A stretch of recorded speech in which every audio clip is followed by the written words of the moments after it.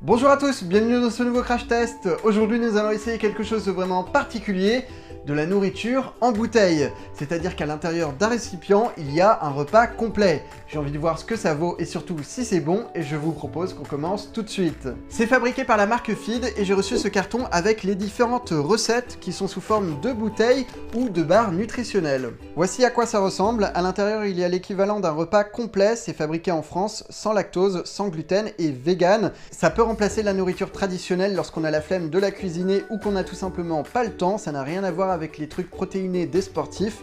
Là, c'est vraiment quelque chose de 100% équilibré avec les apports journaliers nécessaires.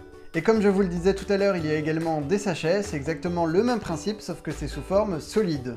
Honnêtement, sur le papier, le concept est super intéressant, mais ce qui me fait peur, c'est le goût et surtout la texture en bouche. C'est d'ailleurs pour cela qu'ils ont fait différentes saveurs. Nous avons ici fruits rouges, légumes du jardin et chocolat. Je vais déguster tout ça et nous verrons bien ce que ça donne.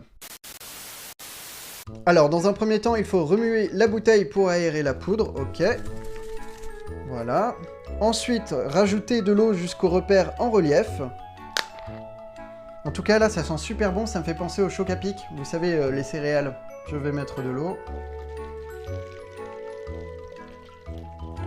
Parfait. Et il faut secouer pendant 45 secondes. Bon bah écoutez, là, je pense que c'est bon. Ça ressemble à du lait au chocolat avec des petits grains.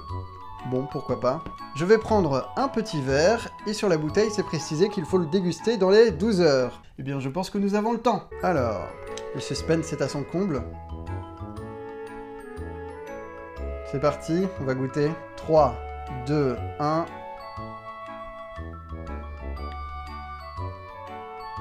Alors, c'est vraiment super particulier. Je n'ai jamais goûté ça. Ça ne me fait penser à rien du tout. C'est assez bizarre parce qu'il y a des morceaux qui fondent dans la bouche un peu comme des pépites de chocolat et du coup ça fait passer le liquide. Enfin genre, le liquide est pas super bon, mais avec ça, ça passe. Je sais pas comment vous l'expliquer. Et donc la bouteille se vide assez rapidement, je pense qu'il y en a pour 3 verres, un truc comme ça. Pour l'instant je suis assez mitigé, je ne mangerai pas ça tous les jours, mais c'est consommable. On va passer à la saveur légumes du jardin. Ça je pense que je ne vais pas aimer. Je suis pas très fan de légumes, hein, je vais pas vous mentir. Ah, ça sent bon aussi.